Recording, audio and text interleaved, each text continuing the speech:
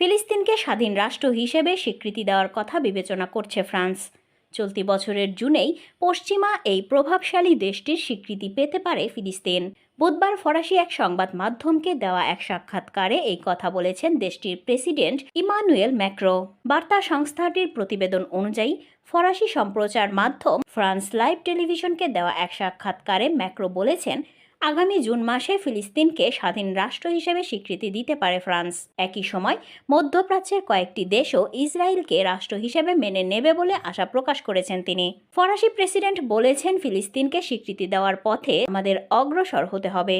কাউকে খুশি করতে আমরা এটি করছি না। এই সিদ্ধান্ত নিয়েছি কারণ কোনো এক সময় এটি হবে সঠিক সিদ্ধান্ত।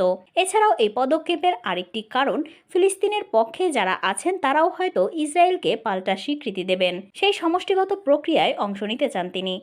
ইতিমধ্যে প্রায় ১.৫ শতাধিক সার্বভৌম রাষ্ট্র ফিলিস্তিনকে স্বীকৃতি দিয়েছে। তবে যুক্তরাষ্ট্র, জাপান, জার্মানি, ফ্রান্স, ব্রিটেন সহ অধিকাংশ প্রভাবশালী পশ্চিমা দেশ ফিলিস্তিনকে রাষ্ট্র হিসেবে এখনও স্বীকৃতি দেয়নি। অন্যদিকে ইসরায়েলকে রাষ্ট্র হিসেবে স্বীকৃতি না দেওয়া দেশের মধ্যে রয়েছে সৌদি আরব, সিরিয়া, ইরান, ইরাক এবং ইয়েমেন। ম্যাক্রো আরও বলেছেন, আমাদের লক্ষ্য হলো জুন মাসের মধ্যে সৌদি আরবের সঙ্গে যৌথভাবে এই সম্মেলনের আয়োজন করা, যেখানে পারস্পরিক স্বীকৃতির পথে বিভিন্ন দেশের অগ্রগতি চূড়ান্ত করা যেতে পারে।